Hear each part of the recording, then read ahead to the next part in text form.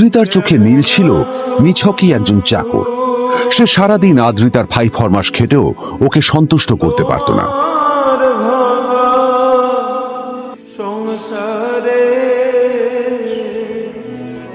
এত কিছুর পরেও কেন একজন ধনী বাবা তার মেয়েকে গরিব ছেলের সাথে বিয়ে দিলেন?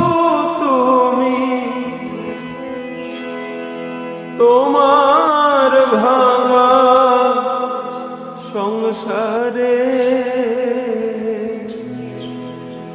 হইতা যদি পুরা লইতা যদি আমারে হইতা যদি পুরা।